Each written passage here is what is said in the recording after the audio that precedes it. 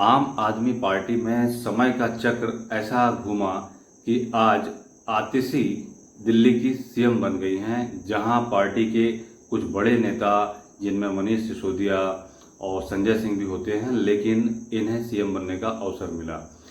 बीते रविवार जंतर मंतर पर पूर्व सीएम केजरीवाल ने जनता की अदालत लगाई और वही पुराना राग और तेवर दिखाने की कोशिश की, लेकिन अब जनता अच्छी तरीके से परिचित है।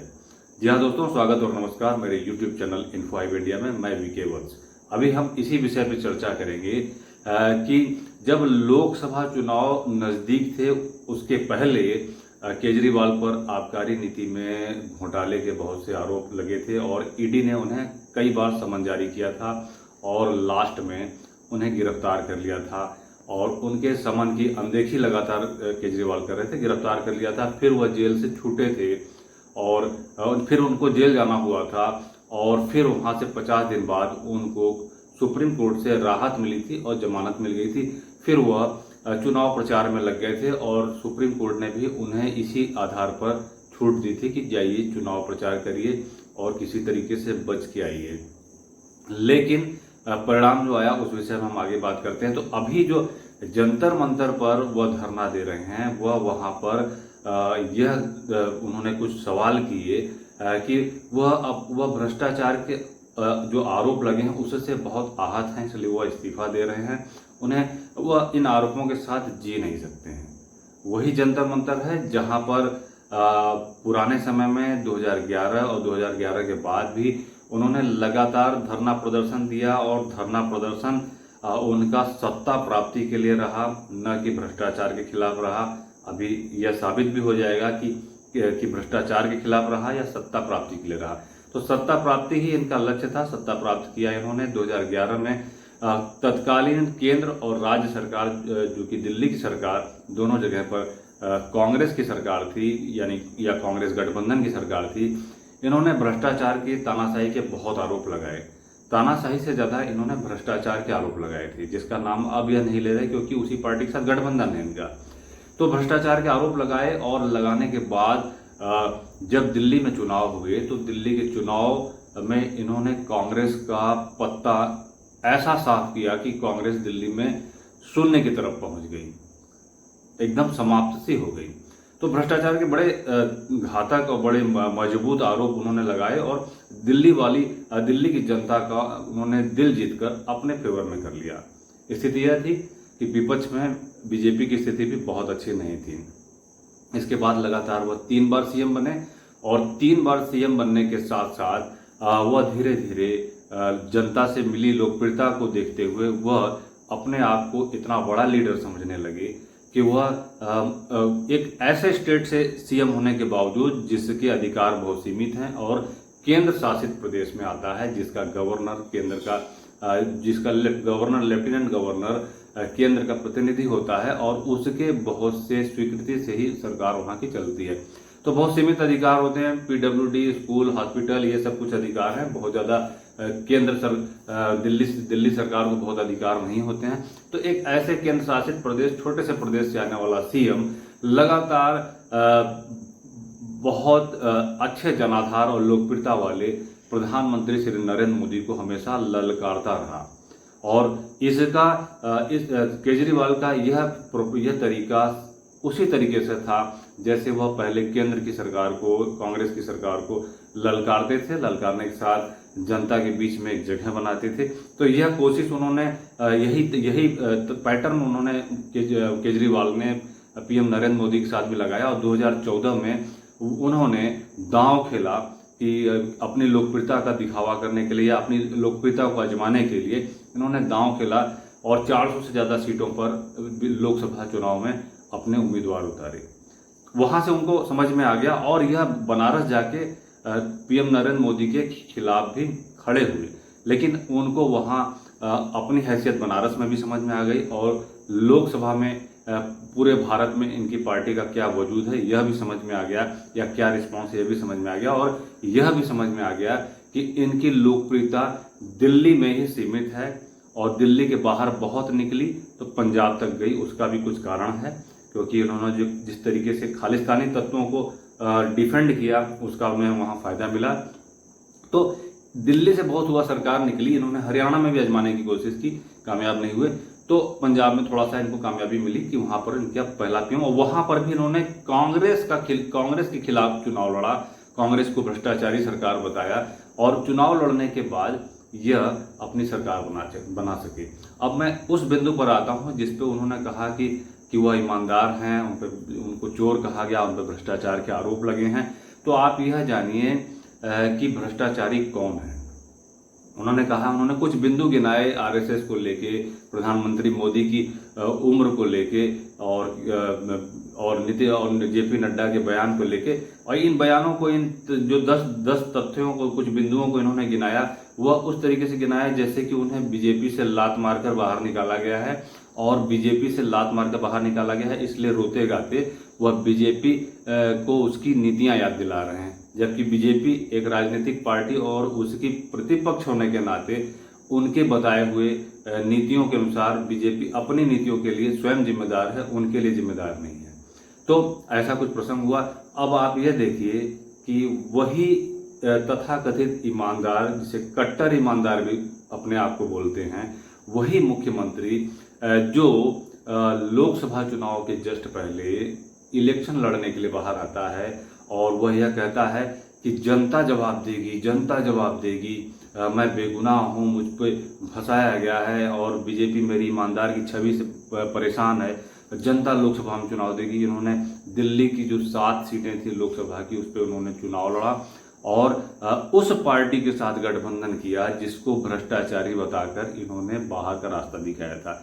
अगर आपकी ईमानदारी में इतना दम था, आपकी ईमानदारी सत्य थी, तो आपको किसी का सहारा लेने की जरूरत न पड़ती, आप अपनी ईमानदारी के दम पर लड़ते। लेकिन आपको पता था कि जनता नरेंद्र मोदी और बीजेपी के साथ किस तरीके से खड़ी है, और यह सिर्फ तानाशाही नहीं हो सकती, या बड़ी पार्टी की अपनी ताकत नहीं हो सकती कि वो आपको दबा रही है। जनता साथ दे रही है, जनता लोकप्रिय, जनता के बीच में पार्टी और मोदी लोकप्रिय हैं, इस कारण जनता चुन रही है। और लोकसभा चुनाव के समय किसी बहुत जो इन्होंने गठबंधन किया कांग्रेस के साथ, आरजेडी के साथ और अन्य तमाम ऐसी पार्टियों के साथ गठबंधन किया जिन पर यह लगातार पूरी राजनीतिक काल में अपने भ्रष्टाचार होने का जिन पर आरोप लगाते रहे, उनके साथ गठबंधन किया। और किसको हराने के लिए? बीजेपी और मोदी को हराने के लिए, जिनकी लोकप्रियता यह थी कि 2 बार का जो कार्यकाल रहा है प्रधानमंत्री नरेंद्र मोदी का लोकसभा का, वह पूर्ण बहुमत का रहा है, उससे टकराने की उन्होंने कोशिश की और अपने उसी पैटर्न को आजमाया जिसमें वह ललकार के अपनी राजनीति मजबूत करते थे।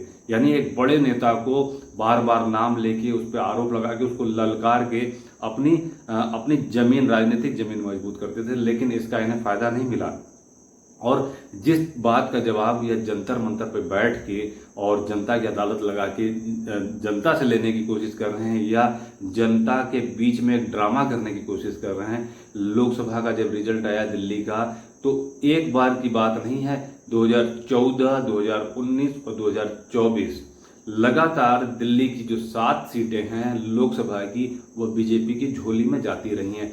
2 बार गई मानते हैं, लेकिन जब 2024 आया और जब केजरीवाल जेल से बाहर आकर राजनीति और रैलियां संभाल रहे थे और ललकार रहे थे कि मैं बेगुनाह हूं, मैं भ्रष्टाचार का मुझ पर आरोप लगाया गया, दिल्ली की जनता जवाब देगी, तो केजरीवाल याद रखें कि दिल्ली की जनता ने इनको उसी समय जवाब दे दिया था। और दिल्ली की जनता बहुत राजनीतिक रूप से बहुत परिपक्व और बहुत मैच्योर है।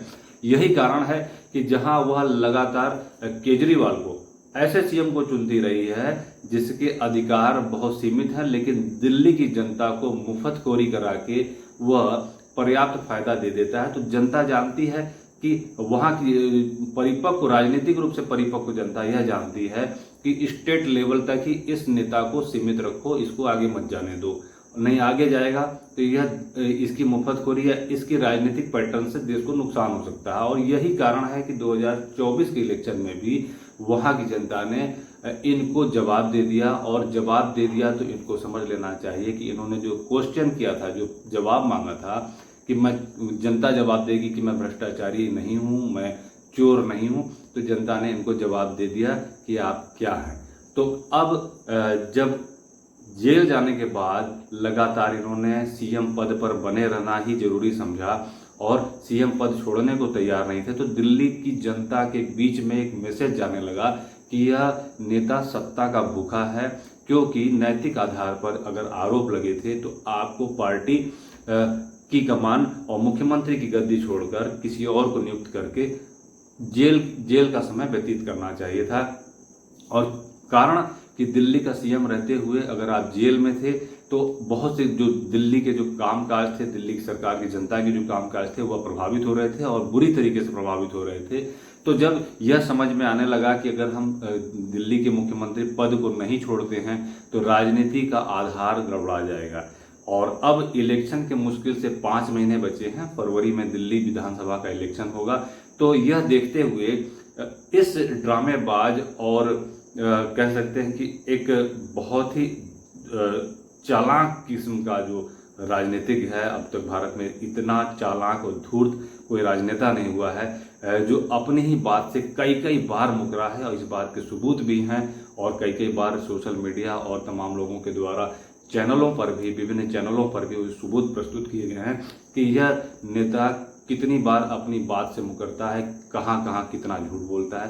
तो जब अब 5 महीने बचे हैं तो केजरीवाल के दिमाग में एक पैतरा आने लगा, एक चाल समझ में आने लगी कि अब जनता की सहानुभूति बटोर लिया जाए, तभी आगे हम सत्ता में बने रह सकते हैं। और दिल्ली की जनता को एक लाइन केजरीवाल की समझनी चाहिए कि किस तरीके से यह दिल्ली की जनता के बीच में अपनी राजनीतिक कहते हैं चालें और मोहरें चलता है। इस चीज़ को दिल्ली की जनता को समझना चाहिए कि जब 5 महीने बचे तब इन्होंने आतिशी को वहां का सीएम बनाया और कहा कि मेरी सबसे विश्वसनीय और ऐसी नेता जो जेल जाने के बाद, जो प्रमुख नेताओं के जेल जाने के बाद पार्टी को और राजनीति को संभालती रहीं, उनको उसने सीएम बनाया। और आतिशी इस समय दिल्ली की सीएम है। 21 तारीख को उन्होंने दिल्ली की तीसरी महिला मुख्यमंत्री के रूप में शपथ ली और दिल्ली की समय मुख्यमंत्री हैं। एक प्रसंग और आया कि उन्होंने आतिशी ने अपने ऑफिस में एक अलग चेयर लगा रखी थी और कहा कि जिस तरीके से भरत ने राम की खड़ाऊ रख के पूजा किया था, उस तरीके से हमारे लिए कुर्सी है। और इस पे काफ़ी विवाद भी हुआ, काफ़ी चर्चा भी हुई कि इसका मतलब यह होता है कि आप जनता के लिए जवाबदेह नहीं है, जनता के लिए वो खाली कुर्सी जवाबदेह है, तो फिर आपने शपथ किस बात की ली है, ये सवाल खड़ा हुआ। फिर इसके बाद तमाम बहस चलती रही, बहस चल रही है।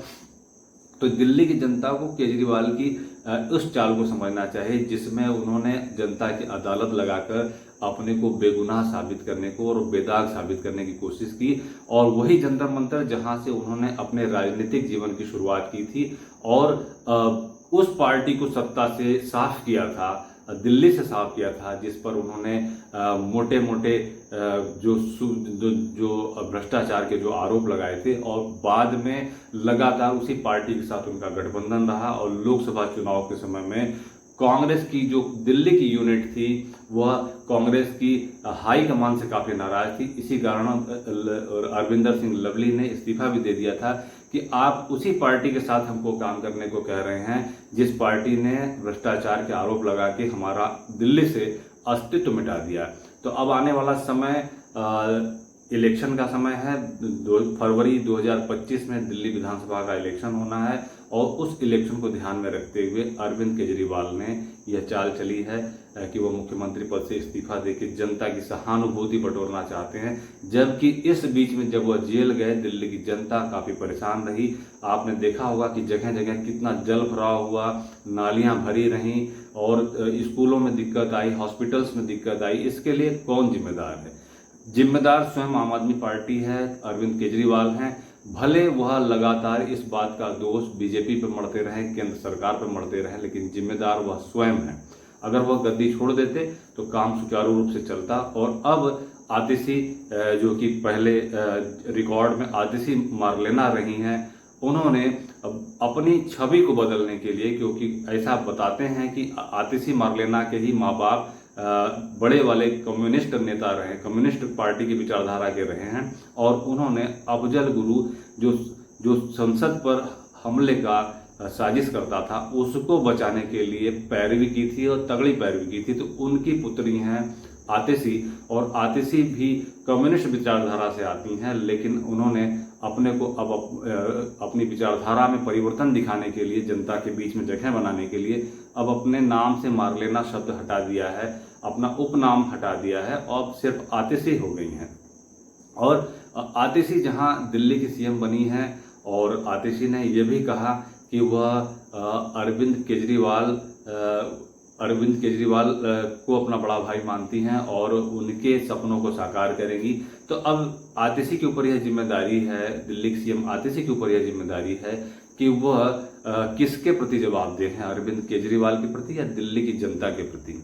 यह बहुत महत्वपूर्ण प्रश्न है कि वो दिल्ली की जनता के प्रति जवाबदेह हैं या केजरीवाल के प्रति जवाबदेह हैं। आने वाले समय में अगर वो केजरीवाल के प्रति जवाबदेह होंगी तो जनता के बीच में जगह नहीं उनकी बन पाएगी, लेकिन अगर वो जनता के प्रति जवाबदेह होंगी तो केजरीवाल को ओवरटेक करते हुए वह दिल्ली में अपनी एक पहचान बना सकती हैं, क्योंकि उनके पास एक अवसर आया है और उनका अगर विजन केजरीवाल से अच्छा साबित होता है तो आने वाले समय में जनता आतिशी को फिर से सीएम यानी कि आम आदमी पार्टी को फिर से मौका दे सकती है। क्योंकि अभी जो आरोप चल रहे हैं केजरीवाल पे, उन पे अभी केस लंबा चलना है और केजरीवाल का स्वास्थ्य और चेहरा बताता है, बॉडी लैंग्वेज बताती है कि वह स्वास्थ्य से बहुत, उनका जो स्वास्थ्य है वो बहुत अच्छा नहीं है। तो ऐसी स्थिति में केजरीवाल ने जब लोकसभा इलेक्शन के समय जब जेल से बाहर आए थे तो राजनीतिक रैलियों को संभालने के लिए कहीं ना कहीं अपनी पत्नी सुनीता केजरीवाल को भी उतारा था। तब यही कयास लगाए जा रहे थे कि क्या ऐसी स्थिति में सुनीता केजरीवाल दिल्ली की सीएम होंगी। लेकिन चूंकि आने वाले समय में इलेक्शन होने हैं और अगर सुनीता केजरीवाल को वह सीएम बना देते तो सवालों के घेरे में घिर जाते कि क्या उन्हें पार्टी के अन्य नेताओं पर भरोसा नहीं है, क्या अन्य पार्टी के नेता इस लायक नहीं है। और यह भी आरोप लग जाता है कि उन्होंने परिवारवाद किया और अपनी कुर्सी ऐसे व्यक्ति को दे दी जिसे राजनीति का कख गग नहीं आता, जिसे राजनीति का अनुभव नहीं है, जिसे राजनीति संभालना नहीं आता। तो सारा मोर्चा जब वह पहली बार जब जेल में गए तो उस समय उनकी उसी कुर्सी पर बैठ के जहां से वह अपनी बाइट दिया करते थे वहां से सुनीता केजरीवाल लगातार बाइट दे रही थी। लेकिन तब यह कयास लगाए जा रहे थे कि यह दिल्ली की सीएम बनेंगी, लेकिन वर्तमान में दिल्ली की सीएम आतिशी को चुना गया है। तो यह कुछ अपडेट है और यह कुछ विश्लेषण है जो कि केजरीवाल से संबंधित है, दिल्ली की राजनीति से संबंधित है और आने वाले जो इलेक्शन होने हैं दिल्ली में उससे संबंधित है। इस विषय में आपकी क्या राय है, मैं कमेंट सेक्शन में जरूर बताइएगा। और दिल्ली के सीएम को आप कितना बड़ा ईमानदार मानते हैं यह भी हमें जरूर बताइएगा। और हमारा ये विश्लेषण कैसा लगा, जरूरी लगता है तो इसे लाइक करिएगा, शेयर करिएगा और हमारे चैनल पर पहली बार हो तो चैनल को सब्सक्राइब जरूर करिएगा। फिर आते हैं कुछ नए मुद्दे और विश्लेषण के साथ। तब तक के लिए धन्यवाद, नमस्कार, वंदे मातरम।